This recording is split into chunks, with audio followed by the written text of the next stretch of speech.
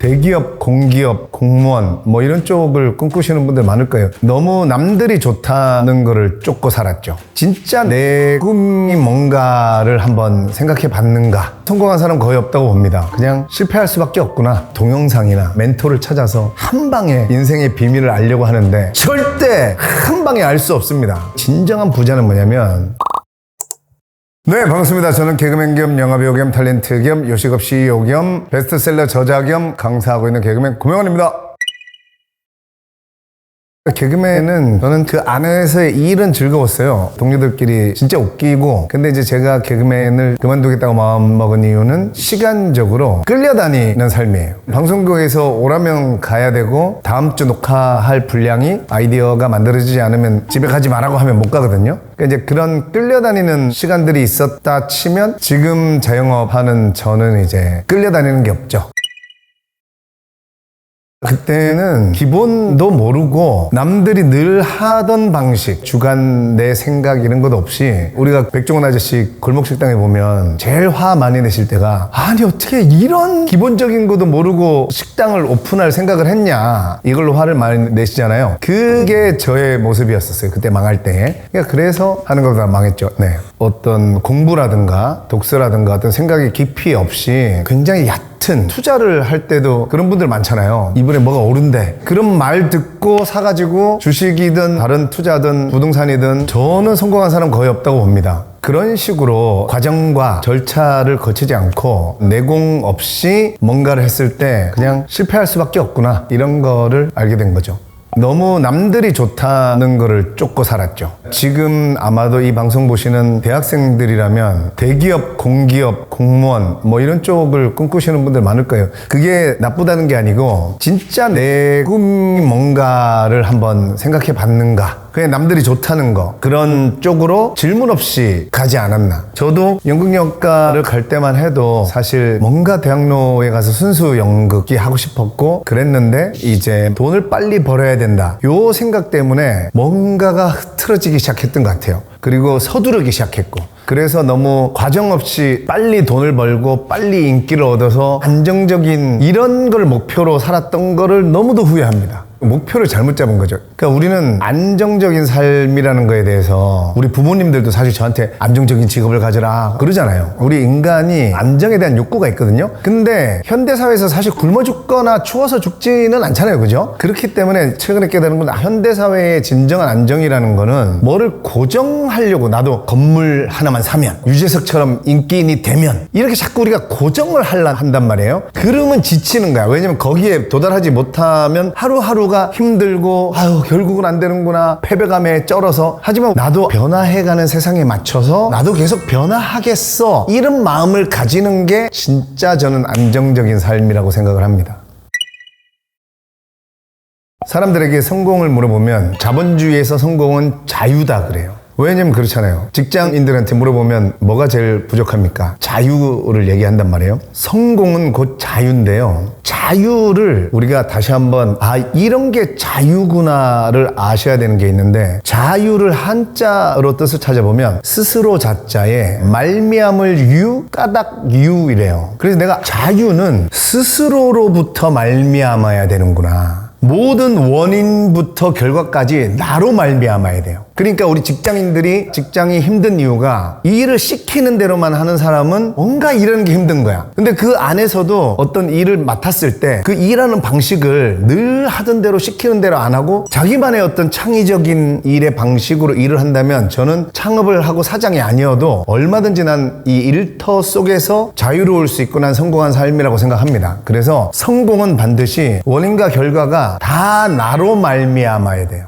근데 우린 자꾸 남 밑에 들어가서 일하려 하고 남에게 기대려 하니까 이게 괴리감이 있는 거예요. 지금 방송 보시는 분들도 본인의 생활이 팍팍하고 마음에 안 드신다면 지금 하고 있는 일이 이게 나로 말미암은 일인가? 받은 일이어도 이 일을 해나가는 방식이 그냥 늘 해오던 대로 하고 있다면 저는 자유롭지 못하다고 생각할 겁니다. 그래서 자유로우시려면 그래 내가 이 일을 한번 내 창의를 섞어서 나만의 방식으로 한번 이 일을 해보자. 이런 식으로 접근을 해보시면 아마 하루하루가 오늘부터도 나는 성공한 사람이다 라는 느낌을 가질 수 있을 거라고 저는 생각합니다.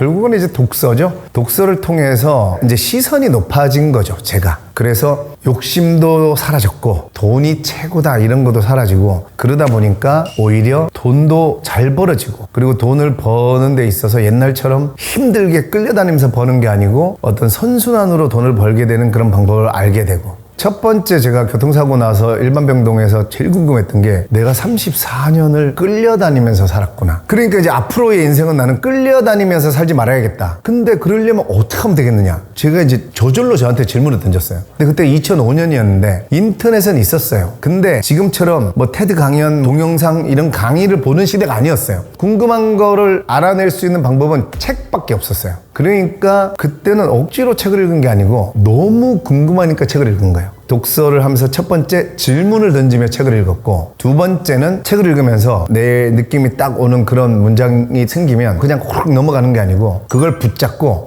계속 생각을 하는 거예요. 예를 들면 제가 10년째 붙잡고 있는 말이 있어요. 노자의 말한 자는 알지 못하고 아는 자는 말하지 않는다. 이런 거를 만나면 붙잡고 생각을 하는 거죠. 그러니까 그러면서 생각의 높이가 높아지는 거예요. 이게 무슨 말이냐면 삶 전체에 대해서 생각의 높이를 높여버리잖아요. 그러면 이제 보이는 거죠. 돈을 어떻게 벌고 왜 남을 위하는 게 결국 나를 위하는 것이고 그렇게 살아야 우리가 지치지 않고 하루하루가 행복하게 살 수 있는 거거든요.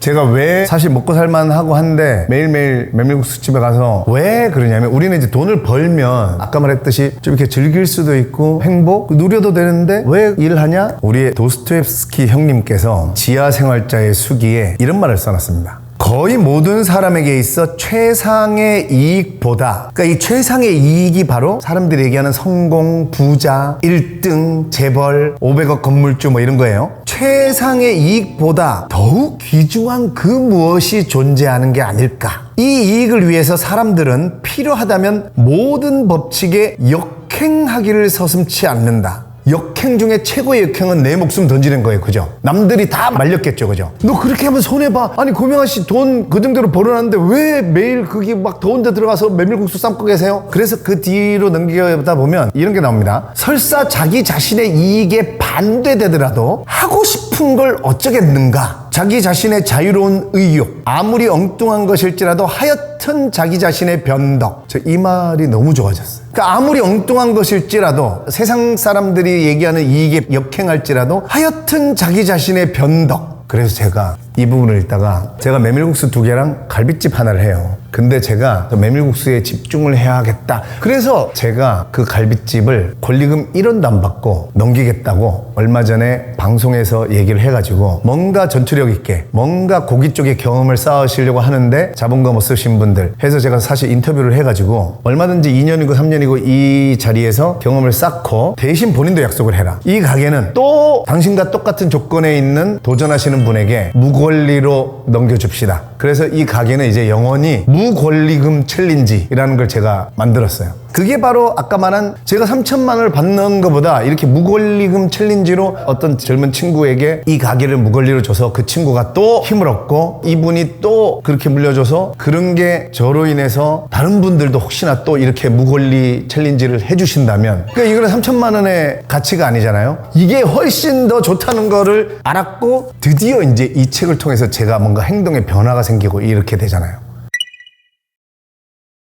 제가 이쪽 눈이 충격으로 마비가 돼가지고 이쪽 눈을 가리고 책을 읽었어야 됐어요. 한쪽 눈 가리고 책 읽어보면 엄청 힘들거든요. 그런데도 그때는 궁금함이 너무 컸어요. 끌려다니면서 살지 않으면 어떻게 하면 되겠냐. 근데 이제 어느 정도 해답을 찾고 제가 34살에 교통사고 났는데 40살부터 저는 진짜 거의 돈이든 뭘로든 제가 가기 싫은 곳에 가기 싫은 시간에 저를 끌고 간 거는 지금 12년 동안 한 번도 없었거든요. 그러니까 이제 그런 삶을 저는 독서를 통해서 해내고 그 다음에 이제 책을 좀 더 수준 있게 읽어야겠다고 하면서 욕심이 생기면서 책을 막 쌓아놓고 읽다가 드디어 이제 번아웃이 오고 지친 적이 있어요. 그래서 제가 만들어낸 독서법이 10쪽 독서법이라는 걸 만들어가지고 그거를 전혀 지루하지 않게 우리가 지금 시청하시는 분들도 아무리 어려운 책이라도 그죠? 10쪽은 읽어요. 그죠? 5장. 그냥 매번 이걸 새 책 본다는 생각으로 읽자. 그래서 이게 한 책을 300쪽 읽으려면 저도 지쳐요. 근데 10쪽 10쪽씩 저 30권을 거의 읽거든요. 근데 그게 훨씬 안 지쳐서 지칠 때 되면 좀 그렇게 10쪽 독서를 합니다. 책을 귀찮아하시는 분들이 책을 통해서 내 인생의 해답을 알아가는 게 느리다고 생각해요. 우리는 뭔가 동영상이나 어떤 멘토를 찾아서 한 방에 인생의 비밀을 알려고 하는데 절대 한 방에 알 수 없습니다. 저를 보시면 아실 겁니다. 제 삶을 한번 이렇게 쭉 보시면. 저도 별의별 짓 다 해봤는데 독서를 통해서 삶의 방식을 찾아내는 게 제일 빠릅니다. 그리고 또 하나 절대 실패가 없어요. 이 방법은. 연예인들이 이유 없는 우울증, 다운됨 그런 게 갑자기 1년에 한 번씩 늘어왔어요. 짧으면 1, 2주, 길면 막 한 두세 달 갑니다. 책을 한 글자도 못 읽어요. 그럼 그전에는 제가 이제 술을 좋아하고 하니까 정말 한 100일 동안 술만 먹었어요. 이게 갈 때까지 기다린다 이 자세였거든요. 그러면서도 늘 궁금했어요. 불쑥불쑥 솟아나는 의욕 이런 게 있잖아요. 이게 365일 동안 비슷하게 유지될 수 있는 방법이 없을까 하다가 제가 이 아침 긍정학원을 알게 된 거예요. 일단 예언적 완료형이라 그래요. 나는 베스트셀러 작가가 될 것이다가 아니고 요 앞전에 나는 베스트셀러 작가가 됐다 이렇게 외쳤는데 지금은 내 책이 종합 베스트 1위가 됐다 이렇게 얘기합니다. 이걸 하루에 100번씩 외쳐요. 왜냐면 될 것이다 보다 됐다라고 계속 외치잖아요. 뇌과학 책을 읽어보면 우리 뇌는 상상하고 현실하고 구분을 못해요. 뇌가 그래서 진짜로 믿으면 일어나요. 이거에 대한 증거가 혹시 이 노래 아시나요? 왜 슬픈 예감은 틀린 적이 없나. 우리가 왜 슬픈 예감은 틀린 적이 없을까요? 그거를 많이 겪어도 받고 너무 찐으로 상상을 하는 거야. 그래서 제가 요즘 공상하지 말고 상상하라 이렇게 얘기하는데 우리는 나 500억 건물주가 되겠어, 나 1조 유니콘 기업을 만들래, 사실 공상입니다. 왜냐면 우리는, 저도 마찬가지입니다. 1조 가진 사람의 생활, 마음 요만큼도 상상 못해요. 우리가 그 사람들이 이럴 거다라고 생각하는 건 다 공상이에요. 그래서 이루어지지 않는 거예요. 그렇다면 꿈을 원대하게 잡아놓고 이 긍정학원을 하잖아요. 나는 1조 부자가 됐다 하면 그 순간에 내 뇌가 나를 스캔을 한번 합니다. 얘가 1조 부자가 됐나? 1조 부자가 될 능력을 가졌나? 그러면 이제 뭐가 두 개가 만나냐면 야, 너 1조 안 돼 아직. 그러면서 그래 1조가 되게끔 뭔가 열정을 불러일으키긴 하죠. 1조를 계속 외치다 보면 공상에서 상상으로 넘어갈 수 있는 거예요. 꿈이 쪼그라드는 게 아니에요. 공상은 이루어질 수 없는 일을 생각하는 거고 상상은 일어날 수 있을 법한 일을 생각하는 거거든요. 그러면 어느 날 5천억으로 외치다가 1,000억으로 외치다가 300억으로 외치다가 자기 스스로 알게 되는 거죠. 여러분이 돈으로 따진다면 여러분이 운용해 반 만큼 있죠. 여러분이 연봉이 1억이었다면 10억 이상을 사실 상상할 수 없어요. 그러니까 연봉이 1억이면 일단 연봉 2, 3억부터 상상하세요. 계속 외치잖아요. 결국은 내 뇌가 요걸 맞춰줍니다. 열정도 불러일으키게 해주고 내가 실제로 일어나게 할 수 있는 그 상상을 하게 해주는 거예요. 그래서 저는 아마 죽을 때까지 계속 할 것 같아요. 그 이유 때문에라도 계속 합니다. 부자는, 저는 존 러스킨의 나중에 온 이 사람에게도에 나온 말을 가장 신뢰하는데, 진정한 부는 역량 있는 사람의 손에 들려진 가치라 그래요. 그러면 진정한 부자는 뭐냐면 부를 건물로, 은행에 쌓아두는 게 아니고 여기다가 쌓는. 무슨 말이냐면 전쟁이 났어요. 내 건물이 3천억짜리야. 3천억 건물 그냥 날아갑니다. 이거 뭐 국가가 나중에 보존해 줄 수는 있겠죠. 근데 언제 될지도 모르죠. 은행에 돈 넣는다고요? 은행 다 탑니다. 화폐 체계 어떻게 될지 몰라요. 그럼 그때는 자기가 역량을 가지고 있어야죠. 그죠? 내가 전쟁이 나면 어디로 갈지 모르잖아요. 제가 어디 아프리카로 잡혀가가지고 거기서 완전 맨손으로 버려질 수도 있는 거잖아요. 그죠? 그러니까 그럴 때에 역량 있는 사람은 아프리카에서 사자를 모으든 원주민을 모으든 해서라도 분명히 뭔가 가치 있는 일을 일으키고 자기 스스로도 당연히 살 수 있고 내 주변에 있는 사람들도 살릴 수 있는 그런 역량을 가지고 있는 사람이 저는 부자지, 밖에다가 뭘 쌓아둔 사람은 저는 진정한 부자라고 생각하지는 않습니다.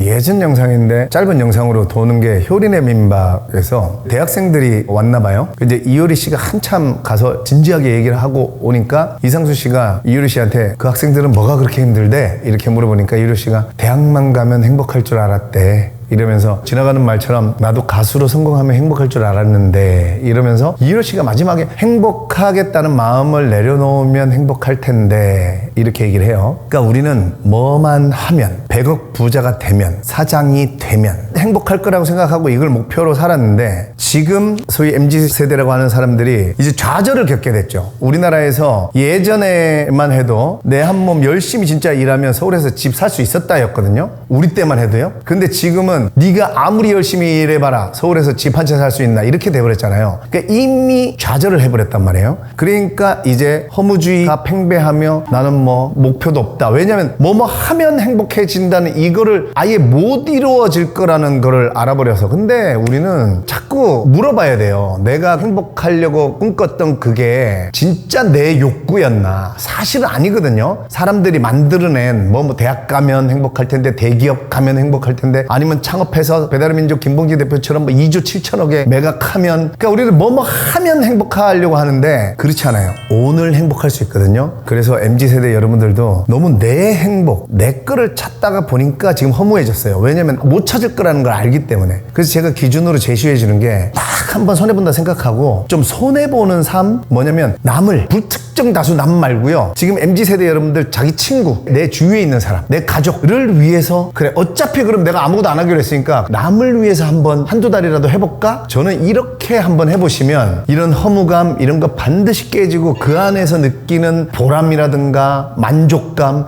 내가 좀 손해보고 이랬더니 여기서 느끼는 이 뿌듯함 이건 뭐지? 근데 그거를 더 열심히 했더니 돈이 또 더 잘 벌어지는 이게 현대사회의 자본주의의 그 하루하루를 행복하게 살 수 있는 선순환 구조를 만드는 거거든요. 그러니까 그런 식으로 한번 삶의 그 관점을 전환을 해보시면 아마 훨씬 행복감, 만족감 느낄 수 있을 겁니다. 이미 느꼈다!